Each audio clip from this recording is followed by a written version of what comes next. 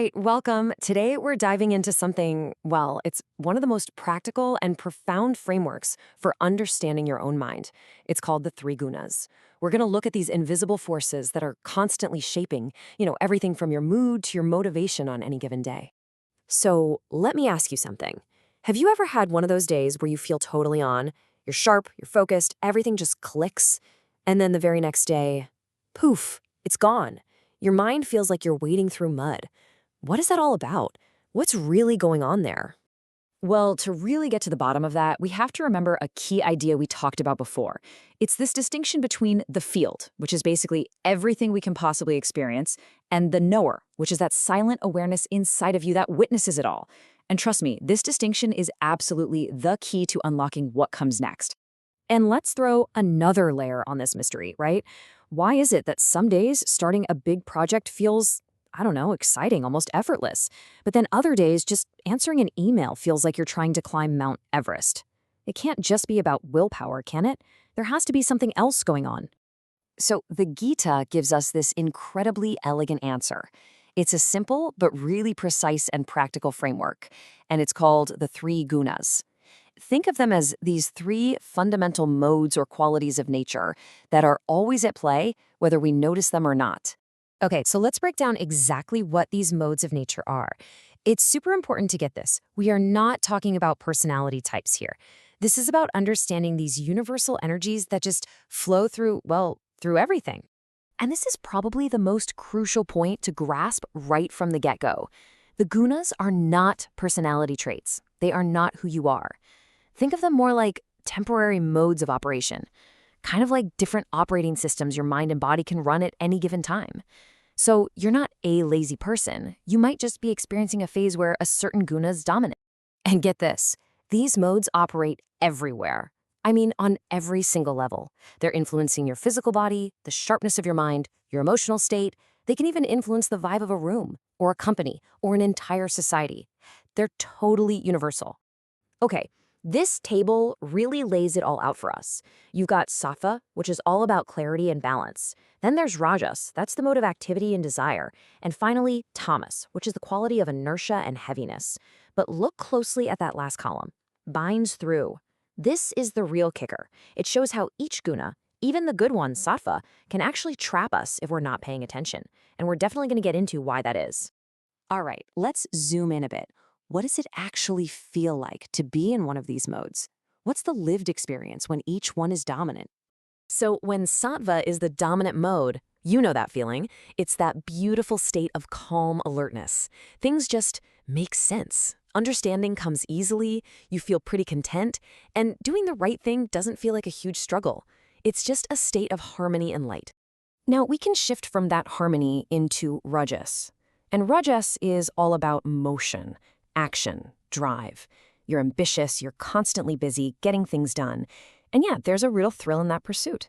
But the satisfaction you get from achieving something, it's usually pretty short-lived, and it just pushes you to chase the next thing and the next. Before you know it, your whole identity is wrapped up in what you do and what you achieve.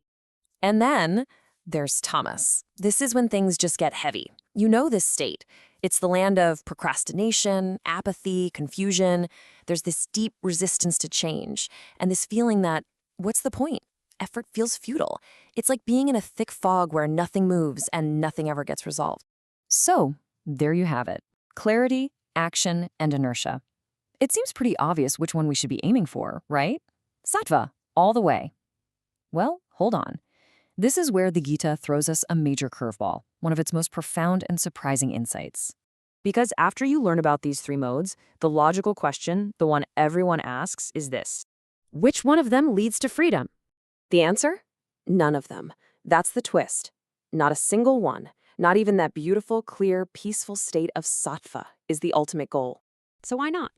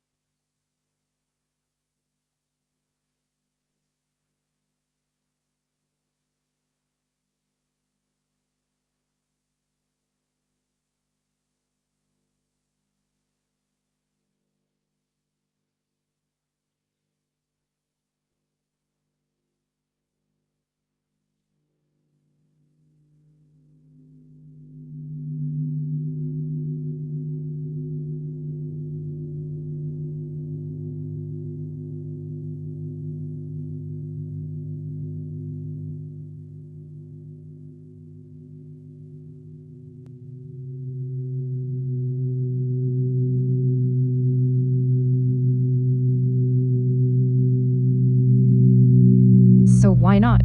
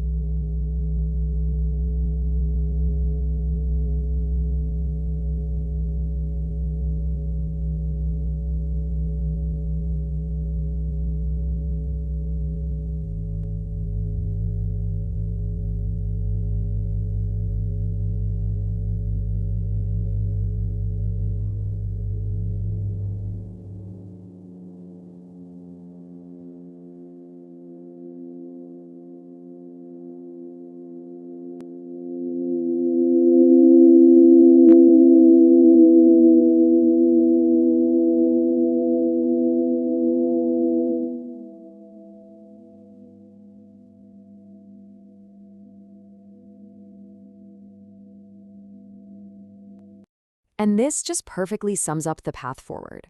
The goal isn't to somehow destroy Rajas and Tamas and live in a permanent Sattva bubble. No, the real goal is to recognize that you are the knower, the awareness that is simply observing the play of all three of these gunas without ever mistaking them for who you truly are. Okay, so this all brings us to a super practical tool for our actual day-to-day lives. How do we use this knowledge to, suffer a little less and have a lot more clarity? Just look at this comparison. It's so powerful. On the left, you've got the judgmental mind, the way most of us talk to ourselves, right? Ugh, I'm so lazy. I'm just too driven. It's all about identity. But look at the right. The observing mind makes this tiny but profound shift. Instead of I am lazy, it's Thomas is dominant right now. Instead of I'm too driven, it's Rajas is really active today. See the difference?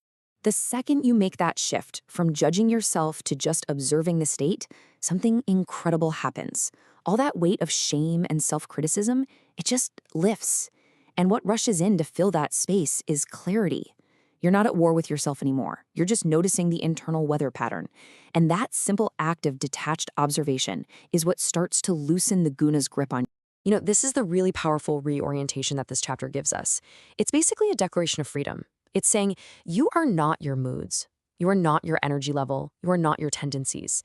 All of those things, they're just movements within the field, the passing weather. And that, of course, leaves us with the biggest question of all.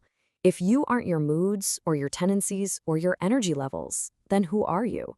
And the answer points us right back to where we started.